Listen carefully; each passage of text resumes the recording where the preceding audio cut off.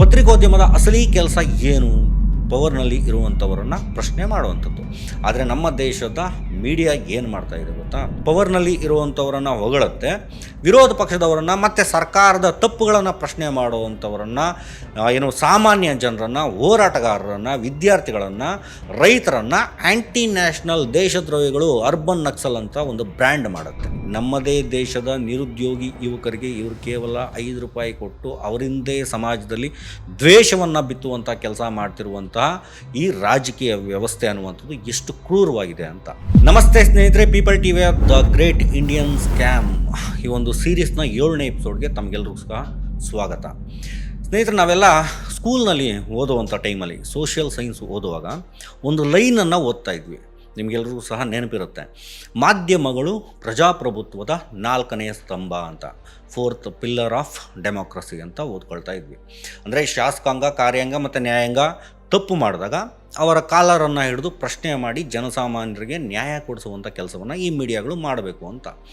But ಇವತ್ತು reality ಏನಾಗಿದೆ? ಆ 4ನೇ ಸ್ತಂಭ ಕಂಪ್ಲೀಟಾಗಿ ಬಿದ್ದೋಗಿದೆ, ಒಂಥರ ಸ್ಮ್ಯಾಶ್ ಆಗೋಗಿದೆ. ಇವತ್ತಿನ ಮೀಡಿಯಾ ಜನಸಾಮಾನ್ಯರ ಧ್ವನಿಯಲ್ಲ, ಅದೊಂದು ಪಕ್ಕ ಕಾರ್ಪೊರೇಟ್ PR ಏಜೆನ್ಸಿ ಥರ ಆಗೋಗಿದೆ. ರಾತ್ರಿ 8 ಗಂಟೆ 9 ಗಂಟೆ ಆಯಿತು ಅಂದರೆ ನ್ಯೂಸ್ ಚಾನಲ್ ಆನ್ ಮಾಡಿ ನೋಡಿ, ಜಸ್ಟ್ ಹಾಗೆ ಅದು ನ್ಯೂಸ್ ಚಾನಲ್ ಥರ ಕಾಣಲ್ಲ, ಅದೊಂದು WWE ರೆಸ್ಲಿಂಗ್ ಇದೆಯಲ್ಲ, ಆ ಒಂದು ರಿಂಗ್ ಥರ ಕಾಣುತ್ತೆ. TV ಸ್ಕ್ರೀನನ್ನು 8-10 ಭಾಗ ಮಾಡಿ 8-10 ಜನರನ್ನು ಕೂರಿಸ್ಕೊಂಡು ಆ್ಯಂಕರ್ ಮಧ್ಯದಲ್ಲಿ ಕೂತ್ಕೊಂಡು ಕಿರ್ಚಾಡುವಂತಹ ಒಂದು ಸೀನ್ಗಳನ್ನು ನೋಡ್ತೀರಿ ನೀವು. ದೇಶ್ ಜಾನ್ನ ಚಾಹತಾ ಹೈ, ಇಂಡಿಯಾ ವಾಂಟ್ಸ್ ಟು ನೋ ಅಂತ ಒಬ್ಬ ಬೆಬ್ಬೆ ಹಿಡಿದ್ರೆ ಇನ್ನೊಬ್ಬ ಬೆಂಕಿ ಬಿರುಗಾಳಿ ಅಂತ ಕಿರ್ಚಾಡ್ತಾ ಇರ್ತಾರೆ. ಅಲ್ಲಿ ಚರ್ಚೆ ಆಗುವಂಥದ್ದು ನಿಮ್ಮ ನಿರುದ್ಯೋಗದ ಬಗ್ಗೆನಾ, ಅಥವಾ ನಿಮ್ಮ ಏರಿಯಾದಲ್ಲಿ ಗುಂಡಿ ಬಿದ್ದಂಥ ರಸ್ತೆ ಬಗ್ಗೆನಾ, ರೈತರು ಆತ್ಮಹತ್ಯೆ ಮಾಡ್ಕೊಂಡಿರುವಂಥ ಕೆಲಸಗಳ ಬಗ್ಗೆನಾ, ಅಥವಾ ಗಗನಕ್ಕೆ ಏರ್ತಿರುವಂತಹ ಪೆಟ್ರೋಲು, ತರಕಾರಿ ಬೆಲೆ, ಈ ರೀತಿ ಬೆಲೆ ಏರಿಕೆಯಂಥ ವಿಷಯಗಳ ಬಗ್ಗೆನಾ? ಖಂಡಿತವಾಗ್ಲೂ ಇಲ್ಲ. ಅಲ್ಲಿ ಚರ್ಚೆ ಆಗುವಂಥದ್ದು ಹಿಂದೂ ಮುಸ್ಲಿಂ, ದೇವಸ್ಥಾನ, ಮಸೀದಿ, ಪಾಕಿಸ್ತಾನ, ಬಾರ್ಡರು, ಲವ್ ಜಿಹಾದು, ಹಿಜಾಬು, ಹಲಾಲು, ಕೇವಲ ನಿಮ್ಮ ಎಮೋಷನ್ಸನ್ನು ಕೆರಳಿಸುವಂತಹ, ಸಮಾಜದಲ್ಲಿ ಬೆಂಕಿ ಹಚ್ಚುವಂತಹ, ಕೋಮು ದ್ವೇಷ ಬಿತ್ತುವಂತಹ ಟಾಪಿಕ್ಗಳ ಬಗ್ಗೆ ಮಾತ್ರ ಚರ್ಚೆ ನಡೀತಾ ಇರುತ್ತೆ. ಯಾಕೆ ಅಂತಂದರೆ ನ್ಯೂಸ್ ಚಾನಲ್ಗಳಿಗೆ ಬೇಕಾಗಿರುವಂಥದ್ದು ನಿಮ್ಮ ಸಮಸ್ಯೆಗಳಿಗೆ ಪರಿಹಾರ ಒದಗಿಸುವಂಥದ್ದಲ್ಲ, ಅವರಿಗೆ ಬೇಕಾಗಿರುವಂಥದ್ದು TRP. ರಕ್ತ ಕುದಿಯೋ ಹಾಗೆ ಮಾಡಿದರೆ ಜನ TV ಮುಂದೆ ಕೂತು ಕಣ್ಣು ಬಿಟ್ಕೊಂಡು ಕೂತಿರ್ತಾರೆ, TRP ಬರುತ್ತೆ.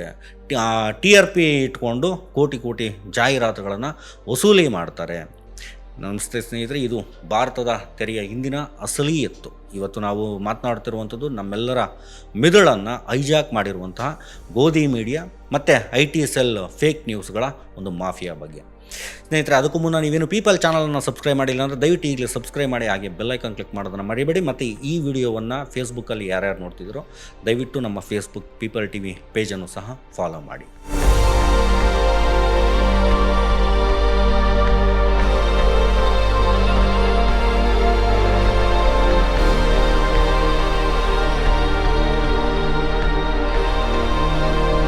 ಸ್ನೇಹಿತರೆ, ಈ ನ್ಯೂಸ್ ಚಾನಲ್ಗಳನ್ನು ನಡೆಸ್ತಿರುವಂಥವ್ರು ಯಾರು ಅಂತ ಯಾವತ್ತಾದರೂ ಯೋಚನೆ ಮಾಡಿದ್ದೀರಾ? ಪತ್ರಕರ್ತರ ಅವರು ನ್ಯೂಸ್ ಚಾನಲ್ಗಳನ್ನು ನಡೆಸ್ತಿರುವಂಥವ್ರು? ಖಂಡಿತವಾಗ್ಲೂ ಅಲ್ಲ. ಗೂಗಲ್ ಮಾಡಿ ನೋಡಿ, ದೇಶದ ಟಾಪ್ 10 ನ್ಯೂಸ್ ನೆಟ್ವರ್ಕ್ಗಳ ಮಾಲೀಕರು ಯಾರು ಅಂತ. ಒಬ್ಬರು ದೇಶದ ಅತಿ ದೊಡ್ಡ ಉದ್ಯಮಿ, ಇನ್ನೊಬ್ಬರು ಅತಿ ದೊಡ್ಡ ಕಾರ್ಪೊರೇಟ್ ಬಿಲೇನಿಯರ್, ಮತ್ತೊಬ್ಬರು ಯಾವುದೋ ರಾಜಕೀಯ ಪಕ್ಷದ MP ಅಥವಾ MLA. ಈ ಕಾರ್ಪೊರೇಟ್ ಕುಳುಗಳು ಇದ್ದಾರಲ್ಲ, ಈ ರಾಜಕಾರಣಿಗಳು ಯಾಕೆ ಸಾವಿರಾರು ಕೋಟಿ ರೂಪಾಯಿಗಳನ್ನು ಸುರಿದು ನ್ಯೂಸ್ ಚಾನಲ್ಗಳನ್ನು ಕೊಂಡುಕೊಳ್ತಾರೆ? ನ್ಯೂಸ್ ಚಾನಲ್ ನಡೆಸುವಂಥದ್ದು ಏನು ಲಾಭದಾಯಕ ಬಿಸ್ನೆಸ್ ಅಲ್ಲ. ಆದರೂ ಯಾಕೆ ಇವರು ಈ ಮಟ್ಟದ ಇನ್ವೆಸ್ಟ್ಮೆಂಟನ್ನು ಮಾಡ್ತಾರೆ ಅಂತಂದರೆ, ಟು ಕಂಟ್ರೋಲ್ ದ ನರೇಟಿವ್. ಅಂದರೆ ನೀವು ಏನನ್ನು ನೋಡಬೇಕು, ನೀವು ಏನನ್ನು ಯೋಚನೆ ಮಾಡಬೇಕು, ನೀವು ಯಾರನ್ನು ದ್ವೇಷ ಮಾಡಬೇಕು, ಯಾರನ್ನು ಆರಾಧಿಸಬೇಕು, ಯಾರನ್ನು ಅಧಿಕಾರಕ್ಕೆ ತರಬೇಕು ಅನ್ನೋದನ್ನು ಇವರೇ ಡಿಸೈಡ್ ಮಾಡ್ತಾರೆ. ನಿಮ್ಮ ಗಮನವನ್ನು ಬೇರೆ ಕಡೆ ತಿರುಗಿಸೋದಕ್ಕೆ ವೆಪನ್ಸ್ ಆಫ್ ಮಾಸ್ ಡಿಸ್ಟ್ರಾಕ್ಷನ್ಸ್ ಅಂತ ಏನು ಕರಿತೀವಿ, ಈ ಮೀಡಿಯಾವನ್ನು ಬಳಸ್ತಾರೆ ಆ ಒಂದು ಕೆಲಸಕ್ಕೆ. ದೇಶದಲ್ಲಿ ನಿರುದ್ಯೋಗ 40 ವರ್ಷಗಳಲ್ಲೇ ಅತಿ ಹೆಚ್ಚು ದಾಖಲಾದಾಗ ನ್ಯೂಸ್ ಚಾನಲ್ನಲ್ಲಿ ಬಾಲಿವುಡ್ ನಟನೊಬ್ಬನ ಡ್ರಗ್ ಕೇಸ್ ಬಗ್ಗೆ ಸತತ 1 ತಿಂಗಳು ಬ್ರೇಕಿಂಗ್ ನ್ಯೂಸ್ ಬರ್ತಾ ಇತ್ತು. ಕೋವಿಡ್ ಟೈಮಲ್ಲಿ ಆಕ್ಸಿಜನ್ ಇಲ್ಲದೆ ಸಾವಿರಾರು ಜನ ಸಾಯ್ತಾ ಇದ್ದಾಗ, ಗಂಗಾ ನದಿಯಲ್ಲಿ ಹೆಣಗಳು ತೇಲ್ತಾ ಇದ್ದಾಗ ಈ ಮೀಡಿಯಾಗಳು ಮಾತ್ರ ಆಸ್ಪತ್ರೆ ಹೊರಗಡೆ ನಿಂತು ಆಡಳಿತ ವ್ಯವಸ್ಥೆಯ ಗುಣಗಾನವನ್ನು ಮಾಡ್ತಾಯಿದ್ವು. ಇದನ್ನೇ ಜನ ಗೋಧಿ ಮೀಡಿಯಾ ಅಂತ ಕರೆಯುವಂಥದ್ದು. ಅಂದರೆ ಅಧಿಕಾರದಲ್ಲಿ ಕೂತಿರುವಂಥವರ ಮಡ್ಲಲ್ಲಿ ಕೂತಿರುವ ಈ ಒಂದು ಮಾಧ್ಯಮ ಅಂತ ಅರ್ಥ. ಪತ್ರಿಕೋದ್ಯಮದ ಅಸಲಿ ಕೆಲಸ ಏನು? ಪವರ್ನಲ್ಲಿ ಇರುವಂಥವರನ್ನು ಪ್ರಶ್ನೆ ಮಾಡುವಂಥದ್ದು. ಆದರೆ ನಮ್ಮ ದೇಶದ ಮೀಡಿಯಾ ಏನು ಮಾಡ್ತಾ ಇದೆ ಗೊತ್ತಾ? ಪವರ್ನಲ್ಲಿ ಇರುವಂಥವರನ್ನು ಹೊಗಳುತ್ತೆ, ವಿರೋಧ ಪಕ್ಷದವರನ್ನು ಮತ್ತು ಸರ್ಕಾರದ ತಪ್ಪುಗಳನ್ನು ಪ್ರಶ್ನೆ ಮಾಡುವಂಥವರನ್ನು, ಸಾಮಾನ್ಯ ಜನರನ್ನು, ಹೋರಾಟಗಾರರನ್ನು, ವಿದ್ಯಾರ್ಥಿಗಳನ್ನು, ರೈತರನ್ನು ಆ್ಯಂಟಿ ನ್ಯಾಷನಲ್ ದೇಶದ್ರೋಹಿಗಳು, ಅರ್ಬನ್ ನಕ್ಸಲ್ ಅಂತ ಒಂದು ಬ್ರ್ಯಾಂಡ್ ಮಾಡುತ್ತೆ. ನೀವು ಸರ್ಕಾರವನ್ನು ಪ್ರಶ್ನೆ ಮಾಡಿದ್ರೆ ಸಾಕು, ಪ್ರೈಮ್ ಟೈಮ್ ಆ್ಯಂಕರ್ ನಿಮ್ಮ ಮೇಲೆ ಮುಗಿಬೀಳ್ತಾನೆ, ನಿಮ್ಮ ಮೇಲೆ ಚೀರಾಡ್ತಾನೆ. ದೇಶದ ಪ್ರಧಾನಿಯನ್ನು ಮುಖ್ಯಮಂತ್ರಿಯನ್ನು ಕೂರಿಸ್ಕೊಂಡು ನೀವು ಮಾವು ಹೇಗೆ ತಿಂತೀರಿ, ಒಂದು ಮಾವಿನ ಹಣ್ಣನ್ನು ಹೇಗೆ ತಿಂತೀರಿ, ನೀವು ಟಾನಿಕ್ ಕುಡಿತೀರಾ, ನೀವು ಎಷ್ಟು ಗಂಟೆ ನಿದ್ದೆ ಮಾಡ್ತೀರಾ ಅಂತ ಇಂಟರ್ವ್ಯೂ ಮಾಡುವಂಥ ಆ್ಯಂಕರ್ಗಳು ಉದ್ಯೋಗ ಎಲ್ಲಿದೆ, ಬೆಲೆ ಏರಿಕೆ ಯಾಕಾಗ್ತಿದೆ ಅಂತ ಕೇಳುವ ಬೆನ್ನೆಲುಬನ್ನು ಯಾವತ್ತೂ ಮಾರ್ಕೆಟ್ನಲ್ಲಿ ಮಾರ್ಕೊಂಡಾಗಿದೆ. ಸರಿ, ಟಿ ವಿ ನೋಡಿದ್ರೆ ತಲೆ ಕೆಡುತ್ತೆ ಅಂತ ಟಿ ವಿಯನ್ನು ಆಫ್ ಮಾಡಿ ಮೊಬೈಲ್ ಕೈಗೆ ತಗೊಂಡ್ರೆ ಅಲ್ಲಿ ನಡೆಯುವಂಥದ್ದು ಇನ್ನೊಂದು ಲೆವೆಲ್ನ ಬ್ರೈನ್ ವಾಷಿಂಗು. ಅದೇ IT ಸೆಲ್ ಮತ್ತು ವಾಟ್ಸಪ್ ಯೂನಿವರ್ಸಿಟಿಯ ಮಾಫಿಯಾ. ಸ್ನೇಹಿತರೆ, ಇವತ್ತು ಪ್ರತಿಯೊಂದು ರಾಜಕೀಯ ಪಕ್ಷಕ್ಕೂ ತನ್ನದೇ ಆದಂತಹ ಬೃಹತ್ ಆದಂತಹ IT ಸೆಲ್ ಇದೆ. ಅಲ್ಲಿ ಸಾವಿರಾರು ಯುವಕರು ದಿನಕ್ಕೆ 12 ಗಂಟೆ ಕೂತು ಕೆಲಸ ಮಾಡ್ತಾರೆ. ಅವ್ರ ಕೆಲಸ ಏನು? ಸುಳ್ಳು ಸುದ್ದಿಗಳನ್ನು ಸೃಷ್ಟಿ ಮಾಡುವಂಥದ್ದು. ಯಾವುದೋ ದೇಶದಲ್ಲಿ ನಡೆದಂಥ ಒಂದು ಘಟನೆಯ ವಿಡಿಯೋವನ್ನು ತಗೊಂಡು ಅದಕ್ಕೆ ಹಿಂದೂ ಮುಸ್ಲಿಂ ಆ್ಯಂಗಲ್ಗಳನ್ನು ಕೊಟ್ಟು ನಿಮ್ಮ ವಾಟ್ಸಪ್ ಗ್ರೂಪ್ಗಳಿಗೆ, ಫೇಸ್ಬುಕ್ ಪೇಜ್ಗಳಿಗೆ ಬಿಡ್ತಾರೆ. ಫೋಟೋಶಾಪ್ ಮಾಡಿದಂತಹ ಇಮೇಜ್ಗಳು, ಅರ್ಧ ಕಟ್ ಮಾಡಿದಂತಹ ವಿಡಿಯೋ, ಶಾರ್ಟ್ ವಿಡಿಯೋಗಳು, ತುಣುಕುಗಳು, ಅವುಗಳನ್ನು ಹಾಕಿ ಸಮಾಜದಲ್ಲಿ ಬೆಂಕಿ ಹಚ್ಚುವಂಥ ಕೆಲಸವನ್ನು ಮಾಡ್ತಾರೆ. ನಮ್ಮ ತಂದೆ ತಾಯಿಗಳು, ನಮ್ಮ ಅಂಕಲ್ ಆಂಟಿಗಳು, ಪಕ್ಕದ ಮನೆಯವರು ಯಾರೇ ಆಗಿರ್ಬೋದು, ಬೆಳಗ್ಗೆ ಎದ್ದ ತಕ್ಷಣ ವಾಟ್ಸಪ್ನಲ್ಲಿ ಬರುವಂಥ ಫಾರ್ವರ್ಡ್ ಮೆಸೇಜ್ಗಳನ್ನು ಓದಿ ಅದೇ ಸತ್ಯ ಅಂತ ನಂಬಿ ಕೂತ್ಕೊಳ್ತಾರೆ. ನೆಹರು ಮುಸ್ಲಿಂ ಆಗಿದ್ದರು, ಗಾಂಧಿ ದೇಶದ್ರೋಹಿ, 2000 ರೂಪಾಯಿ ನೋಟಲ್ಲಿ ಚಿಪ್ ಇದೆ, ಈ ಒಂದು ಮೆಸೇಜನ್ನು 10 ಜನರಿಗೆ ಕಳಿಸದೇ ಇದ್ದರೆ ನೀವು ಅಸಲಿ ಹಿಂದೂ ಅಥವಾ ಮುಸ್ಲಿಂ ಅಲ್ಲ, ನೀವು ಅಸಲಿಗೆ ದೇಶಭಕ್ತರೇ ಅಲ್ಲ ಅನ್ನುವಂತಹ ಎಮೋಷ್ನಲ್ ಬ್ಲ್ಯಾಕ್ ಮೇಲ್ಗಳನ್ನು ಮಾಡ್ತಾರೆ. ಇನ್ನು ಈ ಟ್ರೋಲ್ ಆರ್ಮಿ ಬಗ್ಗೆ ಮಾತನಾಡಲೇಬೇಕಾಗತ್ತೆ. ಟ್ವಿಟ್ಟರು, ಇನ್ಸ್ಟಾಗ್ರಾಮ್ನಲ್ಲಿ ಇವರಿಗೆ 100 ಫೇಕ್ ಅಕೌಂಟ್ಗಳಿರ್ತವೆ. ಯಾರಾದರೂ ಆ್ಯಕ್ಟಿವಿಸ್ಟು ಅಥವಾ ಪ್ರಾಮಾಣಿಕ ಪತ್ರಕರ್ತ ಸರ್ಕಾರದ ವಿರುದ್ಧ ಒಂದು ಪೋಸ್ಟನ್ನು ಹಾಕಿದ್ರೆ ಸಾಕು, ಈ ಟ್ರೋಲ್ ಆರ್ಮಿ ಅವನ ಮೇಲೆ ಮುಗಿಬೀಳುತ್ತೆ. ಅವನ ಫ್ಯಾಮಿಲಿಯನ್ನು ಬೈಯುವಂಥದ್ದು, ರೇಪ್ ಥ್ರೆಟ್ಗಳನ್ನು ಕೊಡುವಂಥದ್ದು, ಕ್ಯಾರೆಕ್ಟರ್ ಅಸಾಸಿನೇಷನ್ ಮಾಡುವಂಥದ್ದು ಇವರ ಒಂದು ನಿರ್ನಿತ್ಯದ ಕಾಯಕ. ಇದಕ್ಕಾಗಿ ಇವರಿಗೆ ಒಂದು ಟ್ವೀಟ್ಗೆ, ಒಂದು ಕಮೆಂಟ್ಗೆ 2 ರೂಪಾಯಿ, 5 ರೂಪಾಯಿ ಲೆಕ್ಕದಲ್ಲಿ ಪೇಮೆಂಟ್ ಕೂಡ ಸಿಗುತ್ತೆ. ಸ್ವಲ್ಪ ಯೋಚನೆ ಮಾಡಿ, ನಮ್ಮದೇ ದೇಶದ ನಿರುದ್ಯೋಗಿ ಯುವಕರಿಗೆ ಇವರು ಕೇವಲ 5 ರೂಪಾಯಿ ಕೊಟ್ಟು ಅವರಿಂದೇ ಸಮಾಜದಲ್ಲಿ ದ್ವೇಷವನ್ನು ಬಿತ್ತುವಂಥ ಕೆಲಸ ಮಾಡ್ತಿರುವಂತಹ ಈ ರಾಜಕೀಯ ವ್ಯವಸ್ಥೆ ಅನ್ನುವಂಥದ್ದು ಎಷ್ಟು ಕ್ರೂರವಾಗಿದೆ ಅಂತ. ಇನ್ನು ಇದೆಲ್ಲದರ ಹಿಂದೆ ಈ ಫೇಸ್ಬುಕ್, ಟ್ವಿಟ್ಟರ್, ಯೂಟ್ಯೂಬ್ನಂತಹ ಸೋಷಿಯಲ್ ಮೀಡಿಯಾ ಪ್ಲಾಟ್ಫಾರ್ಮ್ಗಳೇನಿದ್ದಾವೆ ಅವುಗಳ ಒಂದು ಪಾತ್ರವೂ ಕೂಡ ಅಷ್ಟೇ ಮಟ್ಟಕ್ಕಿದೆ. ಅವರ ಆಲ್ಗಾರಿದಮ್ ಹೇಗೆ ಡಿಸೈನ್ ಆಗಿದೆ ಅಂತಂದರೆ, ದ್ವೇಷ ಹರಡುವಂತಹ, ಕೋಪ ತರಿಸುವಂತಹ ವಿಡಿಯೋಗಳು 10 ಪಟ್ಟು ವೇಗವಾಗಿ ರೀಚನ್ನು ಪಡ್ಕೊಳ್ತವೆ, ವೈರಲ್ ಆಗ್ತವೆ. ಯಾಕೆಂದರೆ ಕೋಪ ಬಂದಾಗ ಜನ ಕಮೆಂಟ್ ಮಾಡ್ತಾರೆ, ಶೇರ್ ಮಾಡ್ತಾರೆ, ಜಾಸ್ತಿ ಹೊತ್ತು ಅವರ ಒಂದು ಆ್ಯಪ್ಗಳಲ್ಲಿ ಕೂತಿರ್ತಾರೆ. ಅದರಿಂದ ಈ ಒಂದು ಕಂಪನಿಗೆ ಟಾಪ್ ಲೆವೆಲ್ ಬಿಸ್ನೆಸ್ ಆಗುವಂಥದ್ದು ಆಗುತ್ತೆ. ನಮ್ಮ ಸಮಾಜದಲ್ಲಿ ನಡೆಯುವಂಥ ರಕ್ತಪಾತ ಈ ಟೆಕ್ ಕಂಪನಿಗಳ ಬ್ಯಾಲೆನ್ಸ್ ಶೀಟಲ್ಲಿ ಲಾಭವಾಗಿ ಕನ್ವರ್ಟ್ ಆಗ್ತಾ ಹೋಗುತ್ತೆ. ಇದರ ಪರಿಣಾಮ ಏನಾಗ್ತಾ ಇದೆ? ವರ್ಲ್ಡ್ ಪ್ರೆಸ್ ಫ್ರೀಡಮ್ ಇಂಡೆಕ್ಸ್ ಅಂತ ಒಂದು ಗ್ಲೋಬಲ್ ರಿಪೋರ್ಟ್ ಇದೆ. ರಿಪೋರ್ಟರ್ಸ್ ವಿತೌಟ್ ಬಾರ್ಡರ್ ಅನ್ನುವಂಥ ಒಂದು ಸಂಸ್ಥೆ ಪ್ರತಿ ವರ್ಷ ಇದನ್ನು ಬಿಡುಗಡೆ ಮಾಡುತ್ತೆ. ಅದರ ಪ್ರಕಾರ ಪತ್ರಿಕಾ ಸ್ವಾತಂತ್ರ್ಯದಲ್ಲಿ ಒಟ್ಟು 180 ದೇಶಗಳ ಪೈಕಿ ಆ ಒಂದು ಪಟ್ಟಿಯಲ್ಲಿ ನಮ್ಮ ಭಾರತದ ರ್ಯಾಂಕು 161ನೇ ಸ್ಥಾನದಲ್ಲಿದೆ.